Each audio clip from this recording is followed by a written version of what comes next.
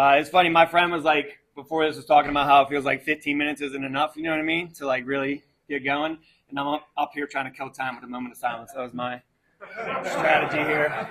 But no, honestly, I do that every time I speak because like my life was kind of a mess before I got here. I mean, and seriously, my head is still a mess. You know what I mean? And I make no like bones about it. It wasn't until I came here and asked you guys like how you connect with your higher power and then to show me how to do that and how that works, that my life got better. So that's why I do that every time. I want to thank God for its grace and mercy for allowing me to be here. And I don't mean that in like, I don't think of that in terms of like pick and choose of who gets a seat here. You know what I mean? I just know that I ended up here and I have actively at points in my recovery, like been like, I don't want to be in recovery anymore. I don't want this to be my life, God. Like, please take me out of this fucking Hotel California situation we are in sometimes. You know what I mean? And that's my stuff. And despite that, despite the people that are out there dying to try to get clean, like, and me being in here, like, I don't want to do this, like spitting in the gift's face, basically, I still have a seat here and I'm grateful for that. And like, lately I've been trying to be more positive. So one thing my ex-wife actually taught me that was good was she was like, you know, attention spans are short. So when you get up there, especially when people are new, like, you know, say your clean date early. That way, if they don't hear anything else, at least they get one hit. You know what I mean? So my clean date is August 27th of 2007. And I'm very, yeah, thank you. And if that's all you hear, I mean, you don't have to use drugs for 17 years for sure, because I didn't, you know what I mean? But this is a good topic for me. Like, I don't know, you know, I knew really before this thing kind of stuck that my disease was spiritual in nature. You know what I mean? I think when I first hit my first bottom and first got introduced to recovery, you know, I had like the felony charge. I was RR to rehab. I was like sleeping on people's couches, sleeping on the floor in friends' apartments. I had a lot of consequences, right, when I first got introduced. I like continued to fight this program for 4 years, coming in and out of meetings, half-stepping everything, would get a sponsor, wouldn't call them. Would call my sponsor, wouldn't work steps, you know what I mean? Home group, wouldn't help set up, all that stuff. And, you know, what happened was that 4 years, like, not everything was all bad. You know what I mean? I was on maintenance for the last 2.5 years of my using. So, like, there was always this stopgap that, like, kept me from going too far, apparently, sometimes. For periods of time, you know what I mean? But, like, you know, sometimes I'd have a car, sometimes I wouldn't. Sometimes I'd have a place to live, sometimes I wouldn't, you know what I mean? And I was always, like, trying to look at, like, well, I made it for 3 months with that stuff, so I guess I'm doing okay, you know what I mean?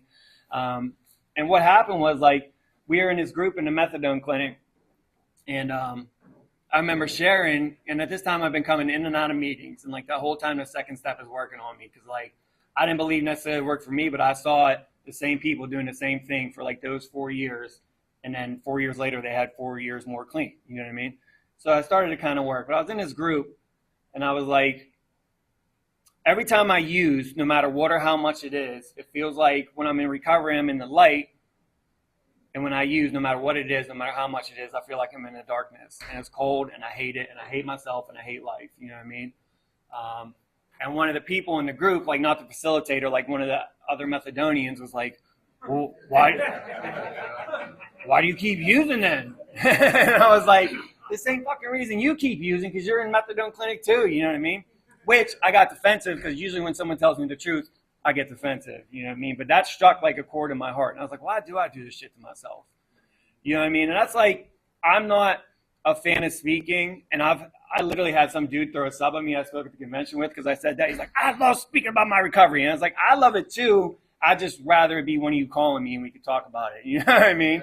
There's nothing wrong with that. Like, we don't all have to be great speakers. But anyway, I love it because I think about it. And I was like, man, I used to pray every day, God, please kill me. I don't want to do this anymore. I don't want to use. Do not let me wake up to do this all over again. Like, F you, this is stupid. I don't want to do it. That was my nightly prayer, okay? And then every morning when I wake up, it'd be, F you, God, I can't believe I have to do this again. You know what I mean? So I was searching for that spiritual connection, even though it was all based in anger and spite and just not understanding, even while I was using. I was still praying to a God I had no understanding of, to just make it stop. Make it stop. You know what I mean? And I think about that now and it's like, dude, I don't do that today. You know what I mean? And shit's not always peaches and cream, but like, dude, I don't have to do that same insane routine every day with God, you know, and I'm grateful for that.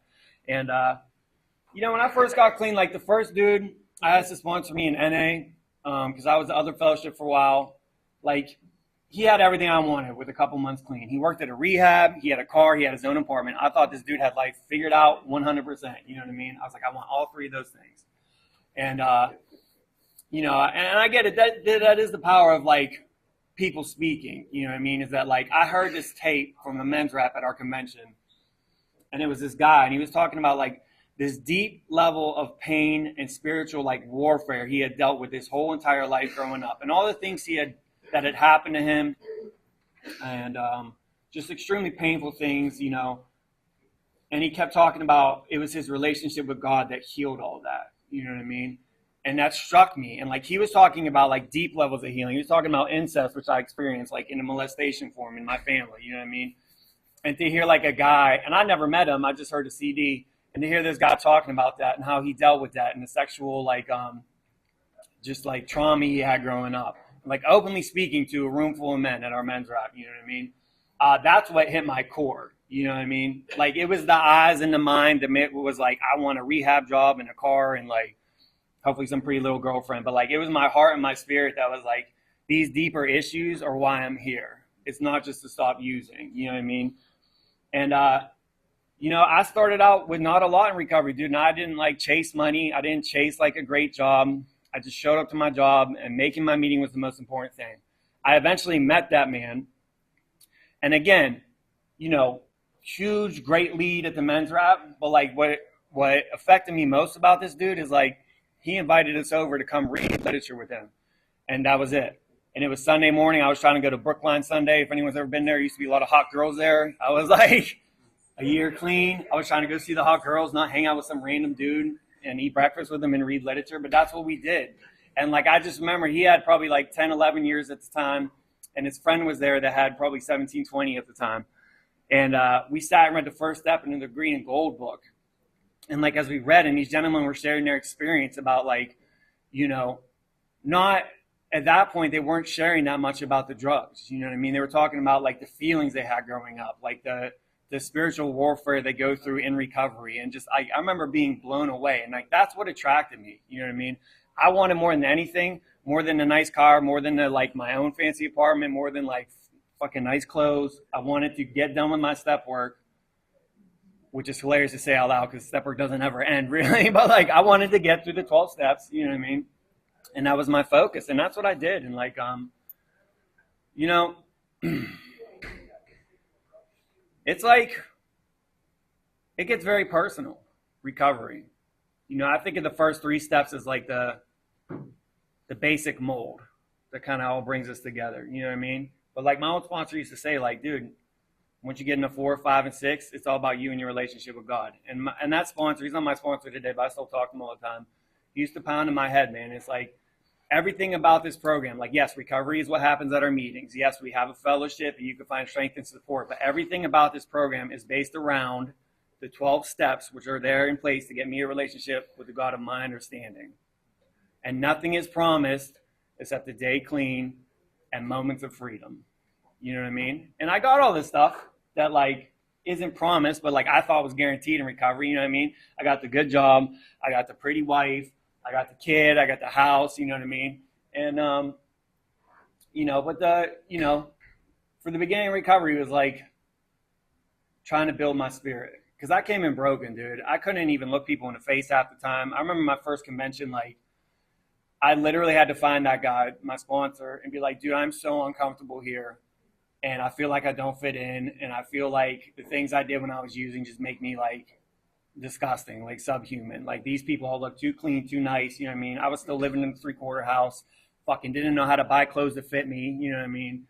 And he was like, just come with me, Phil. You know what I mean? And, like, we went to the men's rap. And the thing that was affecting me was like some like prostituting of myself I did when I was using. Like that's what it was on my mind at convention. And then like this big fucking tough dude at the men's rap was talking about how like he did it too. And like my sponsor was like, huh?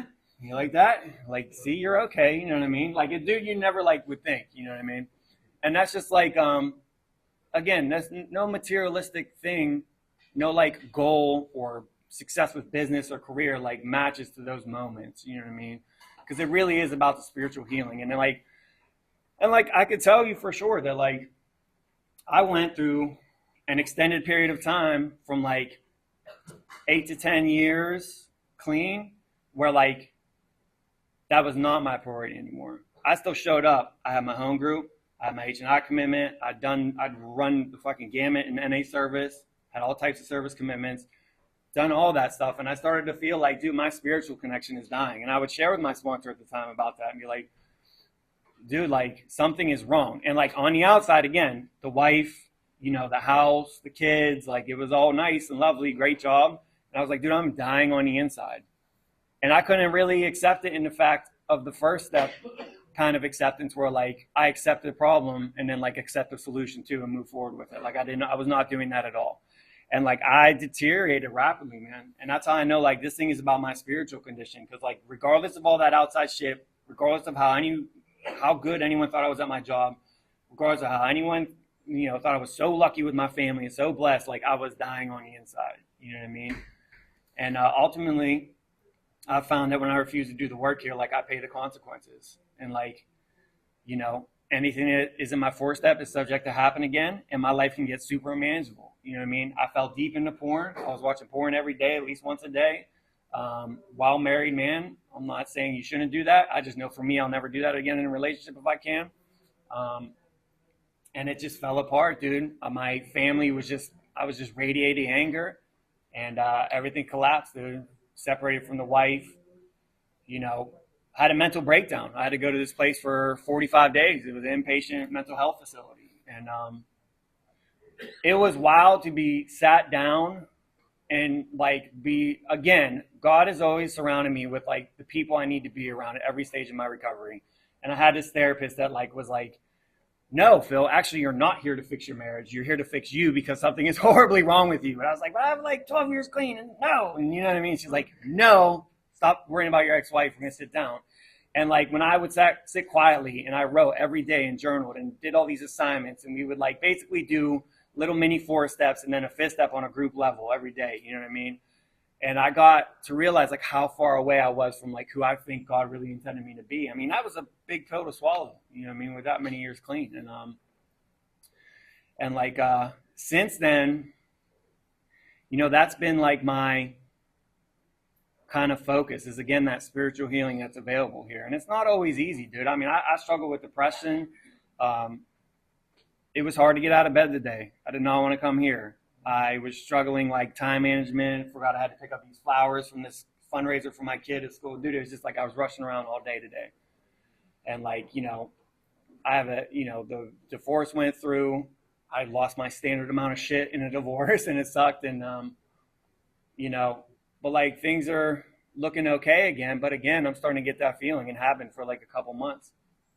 And I guess as much as a struggle as it is, you know what I mean?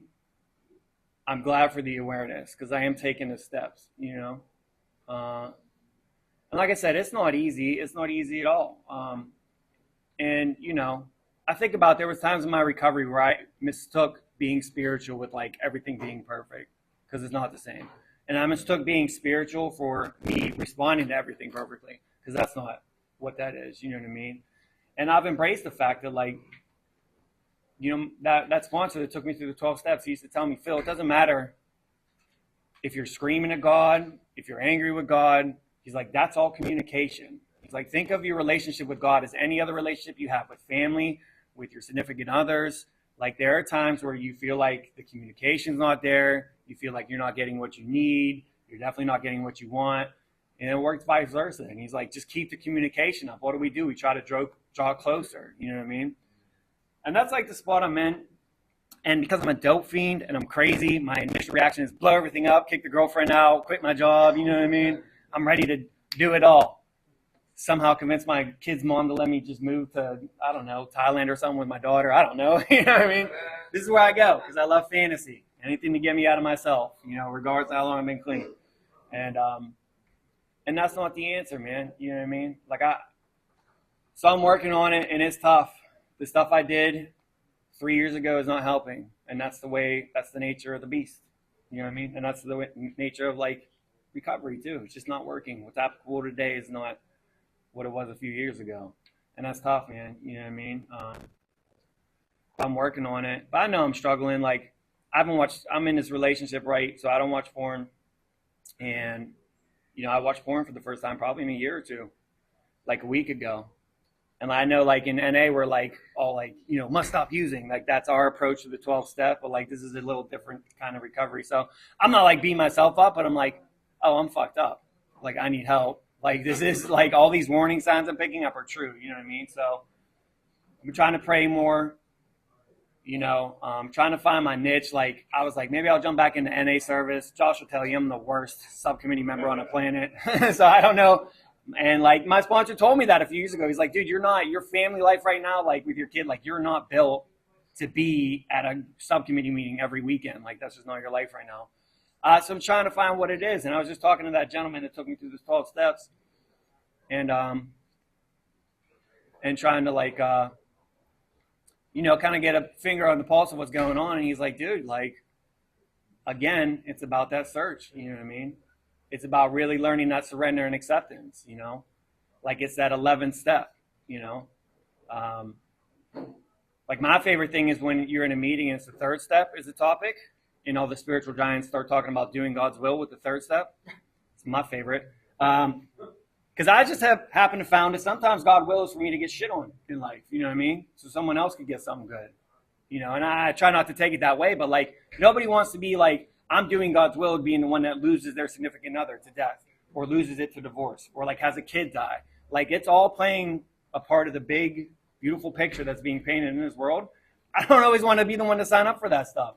I want the easy life, and like, and, I'm trying to get to that surrender again. Like really just like looking for my part, like no matter what comes my way, no matter what obstacle, no matter what like struggle comes my way, finding peace and acceptance in the struggle. I want to get what that 11th step talks about, which is that regardless of who we're with, what we have, our job, all that stuff, that we can find peace with ourselves.